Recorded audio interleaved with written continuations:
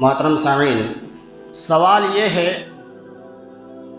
کہ تبلیغ کرنا یا دعوت کا کام کرنا یہ فرض تو ہیں، لیکن ہم شروعات کریں تو کہاں سے کریں؟ شروعات کریں تو کس سے کریں اور کس چیز کی طرف بلائیں؟ یہ سوال پیدا ہوتا ہے۔ اگر ان سوالوں کا جواب ہم تلاش کرنا چاہیں تو کلام مجید میں جو ہم نے شروع میں آیتیں پڑھی تھی اس جمعے کے اندر اسی آیت کے اندر پوشیدہ ہے کہ ہمیں کدھر بلانا ہے۔ کہا ادعو الی سبیل ربک، اے نبی آپ لوگوں کو اپنے رب کے راستے کی طرف بلائیے۔ پتہ چل گیا کدھر دعوت دینی ہے؟ اس آیت میں یہ بات واضح ہو گئی کہ ہمیں دعوت دینی ہے تو رب العالمین کی طرف، اللہ کے راستے کی طرف دعوت دینی ہے۔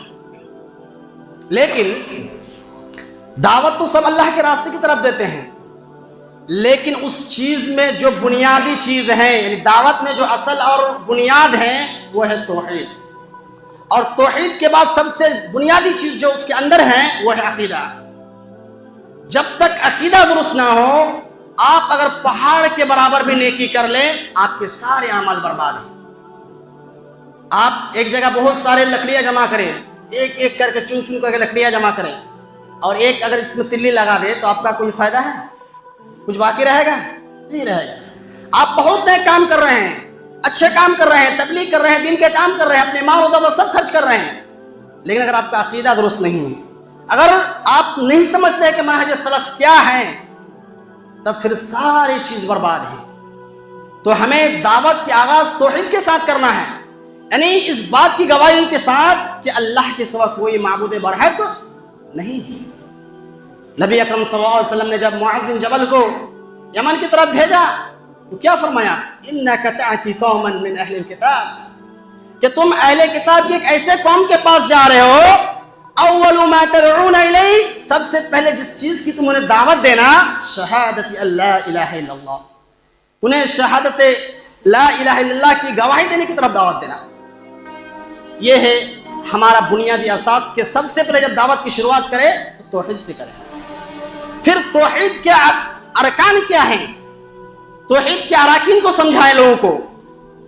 ایسے ہی ڈائریکٹ ہم ان کے فضائل پہ نہ چلے جائیں، ڈائریکٹ ان کو ہم دوسری چیزوں کو نہ بیان کریں، ترتیب اور لے کے چلیں۔ سب سے پہلے توحید کو سمجھائیں، توحید کے معنی مفہوم کو سمجھائیں، اور اس کو جب وہ سمجھ جائے اچھی طریقے سے تب پھر نواقص سے توحید کو سمجھائیے۔ کیا کیا توحید کے کیا نواقص ہیں، وہ کون سے چیزیں ہیں، وہ کون سی چیزیں ہیں کہ جس کو کرنے سے انسان توحید سے نکل جاتا ہے، یہ بنیادی چیز ہے۔ آج ہمیں پتہ ہی نہیں ہے، آج ہم جانے انجانے میں ایسے بڑے بڑے شرک انجام دے رہے ہیں کہ ہمیں کچھ احساس ہی نہیں ہے۔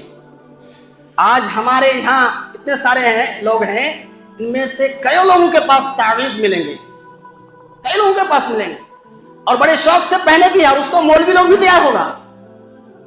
اب کہیں گے مولوی صاحب یہ کہہ رہے ہیں کہ یہ تعویذ اگر خراب ہے تو ہمیں مولوی کیوں دیے ہیں؟ مولوی ہی دیے ہیں، ان کو اپنی دکان چلانی ہے، وہ اگر آپ کو نہیں دیں گے، اگر آپ اس کو پھونکیں گے نہیں تو اس کی دکان کہاں سے چلے گی؟ میرے بھائیوں، تعویذ لٹکانا یہ شرک ہے۔ دعوت کی شروعات کرے توحید سے، اور توحید کے بعد سمجھائے لوگوں کو کہ توحید کے نواقص کیا ہیں۔ ان میں سے ایک یہ بھی چیز ہے کہ اللہ کے ساتھ شرک کرنا۔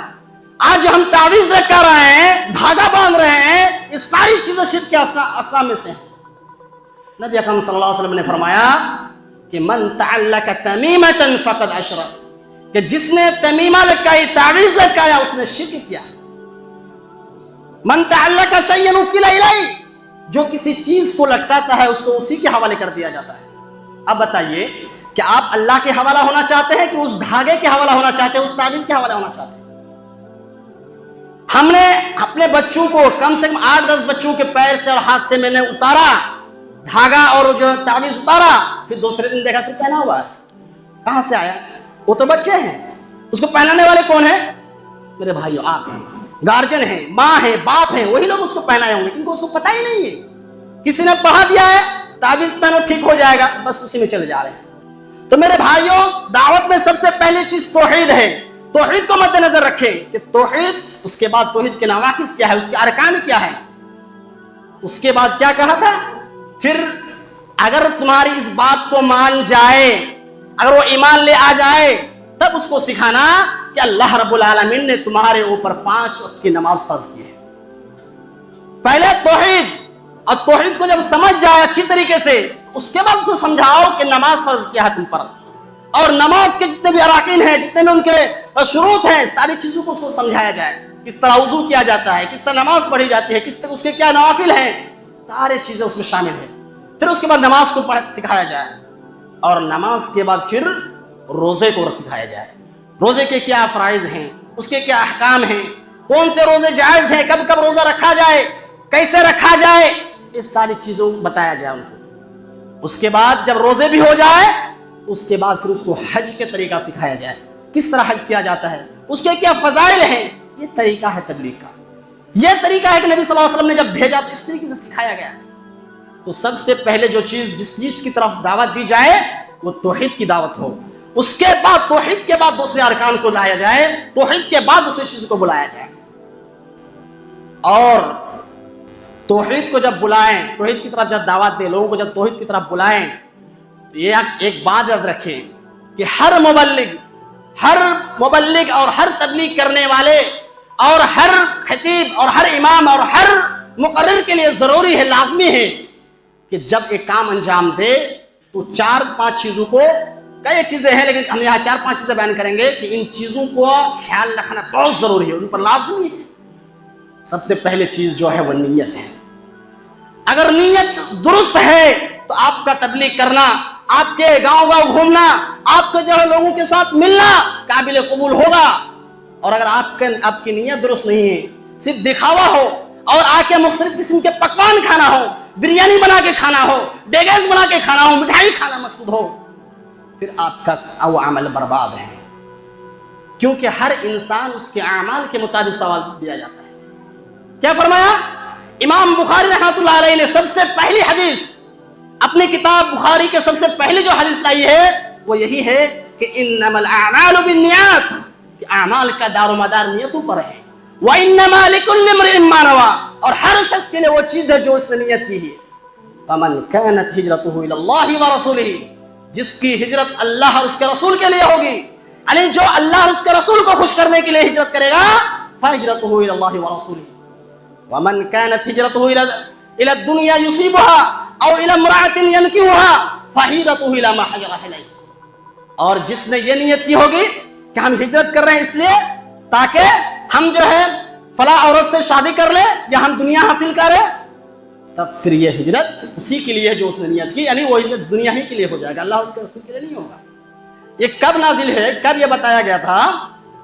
جب ایک صحابی ہجرت کر کے گئے، اس لیے گئے تھے کہ ایک عورت تھی، وہ کہہ رہی تھی کہ تم جب تک ہجرت کر کے یہاں پہ نہیں آؤ گے تب تک میں جو ہے تم سے شادی نہیں کروں گی، اگر تم یہاں پہ آ جاتے ہو تب میں تم سے شادی کر لوں گی۔ جب یہ بات انہوں نے بتائی تو وہ صحابی ہجرت کر کے چلے گئے، اور جب نبی صلی اللہ علیہ وسلم کو پتا چلا کہ ایسا معاملہ ہے تب یہ بات انہوں نے بتائی کہ ہجرت اگر کرنا ہو تو اللہ کو خوش کرنے کے لیے۔ اور اسی طریقے سے اللہ رب العالمین نے فرمایا کہ اللہ کی عبادت کرو، وَاعْبُدُوا اللَّهَ وَلَا تُشْرِكُوا بِهِ شَيْئًا، اللہ کی عبادت کرو، اس کے ساتھ کسی کو شریک نہ کرو۔ اور ایک جگہ فرمایا کہ اللہ کی عبادت کرو خالص، اس کے دین کو اسی کے لیے خالص کرتے ہوئے، اللہ کے دین کو اللہ ہی کے لیے خالص کرتے ہوئے اس کی عبادت کرو۔ اور یہ سب عبادت میں شامل ہے۔ مومن کا ہر حرکت، چلنا پھرنا، گھومنا اٹھنا بیٹھنا، ہر چیز عبادت میں شامل ہے۔ ہاں، اس عبادت کے اقسام الگ ہیں، لیکن ساری چیزیں عبادت میں شامل ہے۔ ہر چیز میں مومن کی ہر چیز میں اس کو ثواب یا نیکی ملتی ہے یا تو گناہ ملتا ہے، ہر معاملے میں۔ تو یہ دعوت و تبلیغ کا کام ایک بہت بڑا فریضہ ہے، اس لیے اس میں بھی نیت کا درست ہونا ضروری ہے۔ آج آپ غور کریں کہ صحابہ اکرام کے دور میں کتنی مصیبتیں جھیلے، کتنے پریشانیاں برداشت کیے، وہ سب برداشت کر کے دعوت و تبلیغ کا کام انجام دیے۔ اور آج کے مبلغین کو دیکھیے، آ کر اگر ایک ٹائم بریانی نہ مل جائے تو شکایتوں کے باڑ لگا دیتے ہیں، اگر ایک وقت پانی نہ ملے ہنگامہ کھڑا کر دیتے ہیں، ایسے ایسے مبلغ ہیں، ایسے ایسے تبلیغ کرنے والے ہیں، ایسے ایسے دین کے کام کرنے والے ہیں، نعوذ باللہ۔ تو پہلی چیز جو ہونی چاہیے وہ نیت ہونی چاہیے۔ اس کے بعد دوسری چیز جو سب سے اہم ہے، دوسری چیز جو ایک مبلغ پر ضروری ہے، ایک تبلیغ کرنے والے پر ضروری ہے، وہ یہ ہے کہ وہ علم حاصل کرے۔ بغیر علم کے وہ جو جا کے کچھ بھی پڑھ لے اردو کتابوں میں اور جا کے لوگوں کو بانٹنے لگے، یہ درست نہیں ہے، کیونکہ خالی ڈبہ صرف بجتا ہے، اس کے اندر کچھ ہوتا نہیں ہے۔ ایسے لوگ اسلام کو نقصان ہی پہنچا سکتا ہے، نفع نہیں پہنچا سکتا۔ ایسے لوگ صرف تخریب کر سکتے ہیں، کسی عمارت کو گرا سکتے ہیں، اس کی تعمیر و ترقی نہیں کر سکتے۔ اس لیے سب سے پہلی چیز جو ضروری ہے تبلیغ کے میدان میں وہ ہے کہ علم حاصل کرنا۔ صرف ایک مسئلے کو ایک چیز اردو کتابوں میں پڑھ لے اور اسی کو جا کے ڈھونڈنا پیٹنے لگے، یہ تبلیغ نہیں ہے۔ اس مسئلے کے تحت پوری معلومات حاصل کریں۔ جو آپ بتا رہے ہیں، نماز کے فضائل کیا بتا رہے ہیں، جو آپ پڑھ رہے ہیں اس کی تحقیق کیجئے کہ یہ قرآن و حدیث سے ثابت ہے کہ نہیں ہے، حقیقی میں یہ حدیث صحیح ہے کہ نہیں ہے۔ آپ اس مسئلے کے تحت سارے احادیث کو اکٹھا کیجئے اور اکٹھا کرنے کے بعد آپ مسئلہ نکالیے۔ اگر نہیں نکال پا رہے تو عالموں سے، جو معتبر عالم ہے ان سے بیٹھیے، آپ بیٹھ کر پھر مسئلہ کو نکالیے اور اس کے بعد جا کے بلغوا عنی ولو آیہ کے تحت جو آپ نے سیکھا اس کو جا کے آپ پہنچائیے۔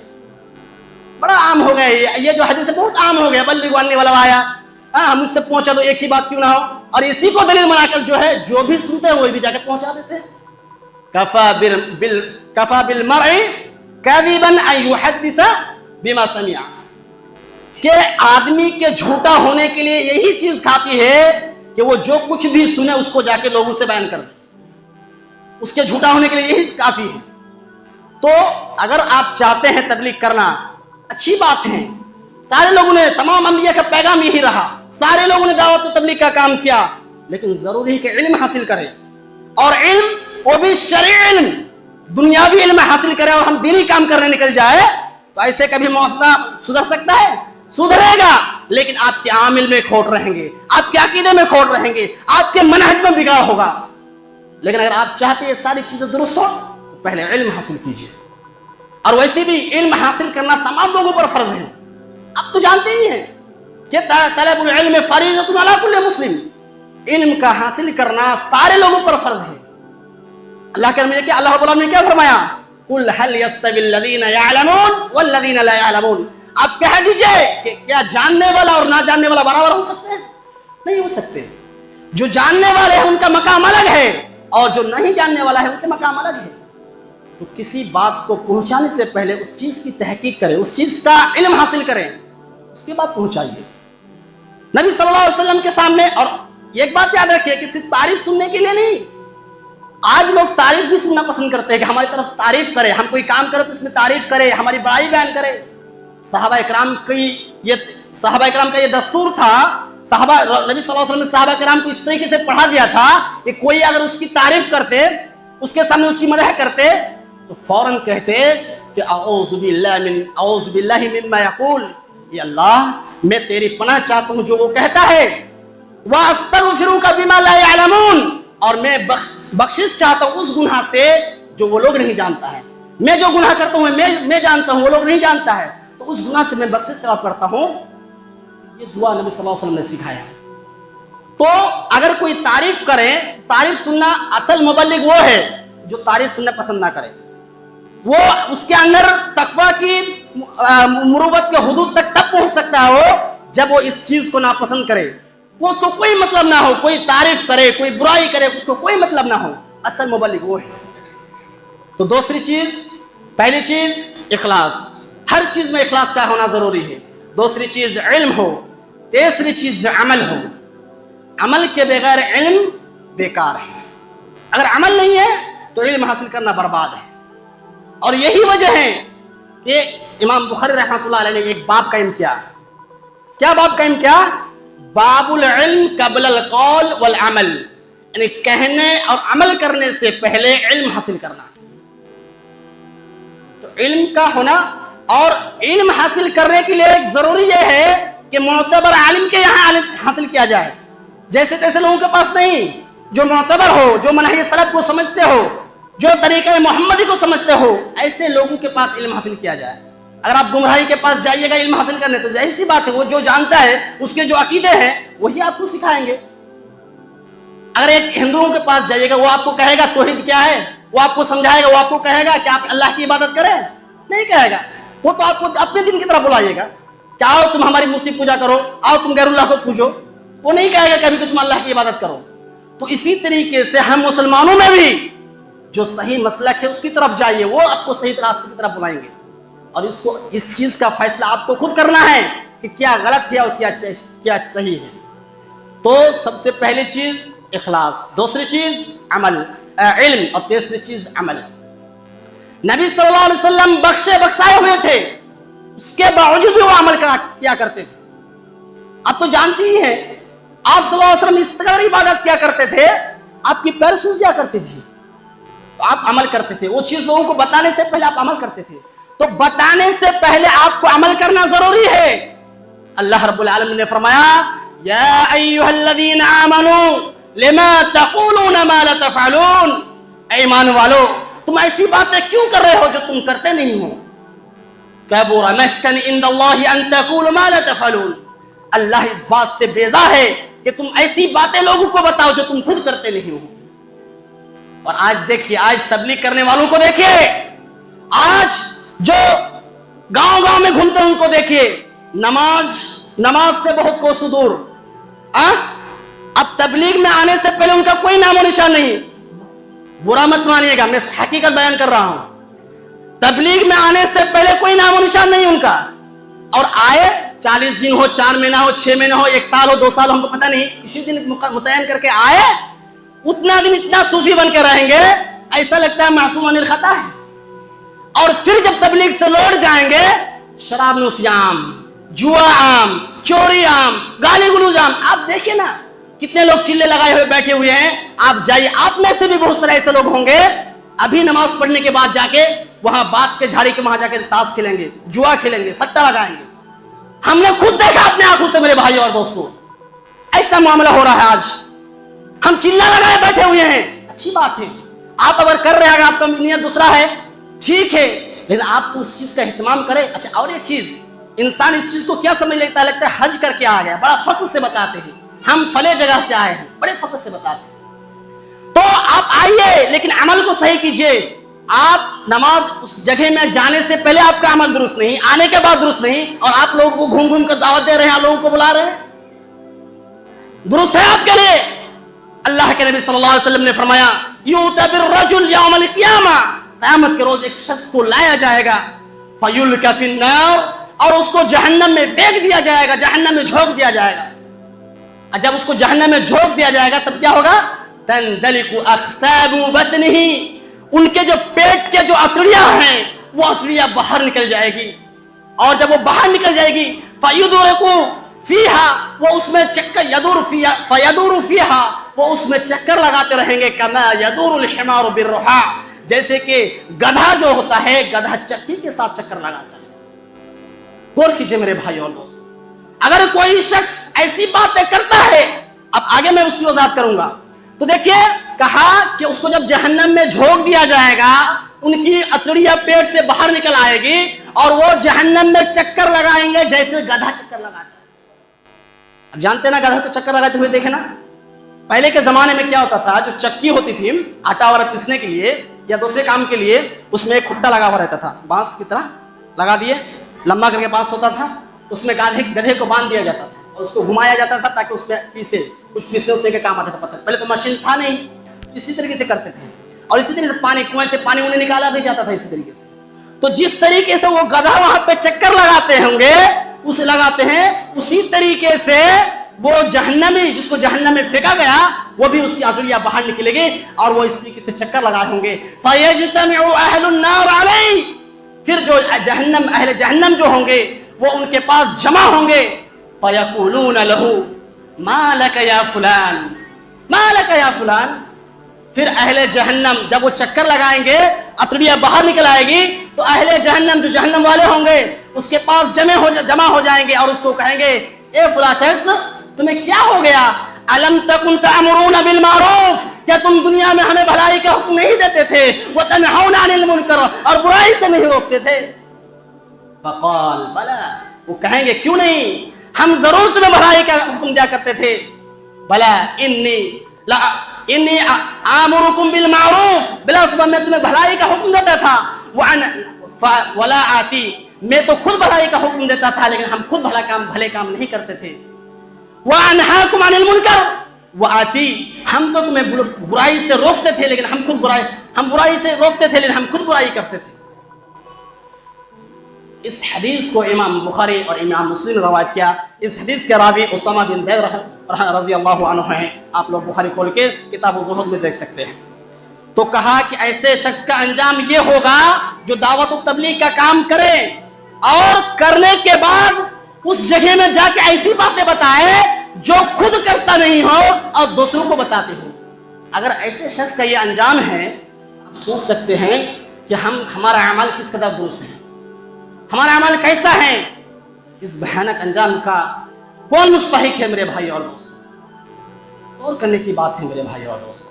تو پہلی چیز جو ہے وہ ہے اخلاص. اخلاص کو کیجیے، درست کیجیے، نیت درست کیجیے.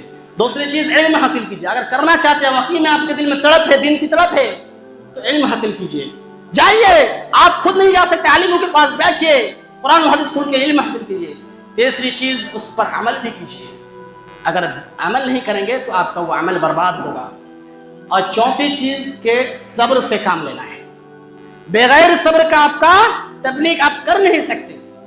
تو صبر کی دامن اگر مضبوط ہے تو آپ قدم آگے بڑھائیے، کیونکہ جب آپ اس راہ میں نکلیں گے آپ کو طرح طرح کی پریشانیاں دی جائے گی، آپ مشقت میں ڈالے جائیں گے، آپ کو تکلیف میں ڈالا جائے گا، آپ کو مارا بھی جائے گا، آپ پر پتھریں بھی پھینکی جائے گی، آپ پر آپ کے گریبان کو بھی کھینچا جائے گا، آپ پر کیچڑ بھی پھینکے جائیں گے. یہ سارے عمل ہوں گے. ان تمام چیزوں کے رہتے ہوئے اگر آپ کے اندر صبر کا دامن مضبوط ہے تب آپ کیجیے. یہی مصلحت ہے، یہی حکمت ہے. آپ دیکھیے نبی اکرم صلی اللہ علیہ وسلم، دور میں مت جائیے، صرف نبی کو دیکھ لیجیے، کس قدر پتھر مارے جا رہے ہیں، کس قدر لہو لہان کیے جا رہے ہیں.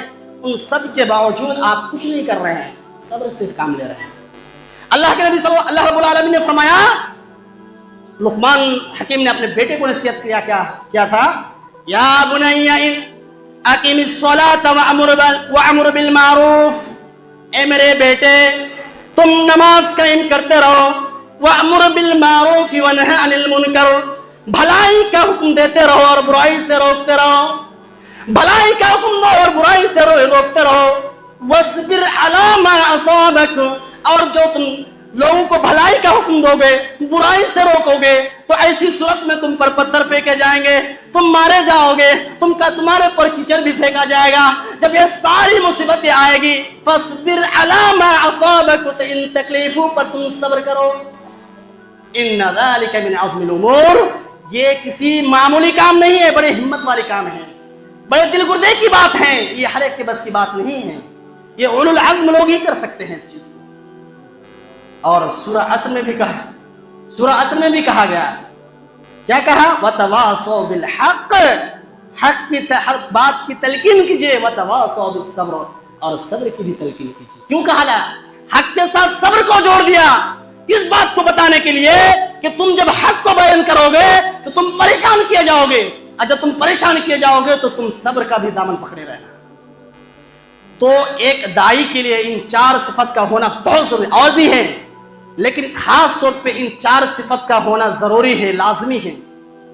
اس کے بعد داعی کا مجال کیا ہوگا، ان کے میدان کیا ہے، کس جگہ میں جا سکتے ہیں، یہ سب انشاءاللہ اگر موقع لگے تو پھر بیان کریں گے. اللہ سے دعا ہے کہ اللہ ہم تمام مسلمانوں کو سیدھی اور سچی بات کہنے کی توفیق دے.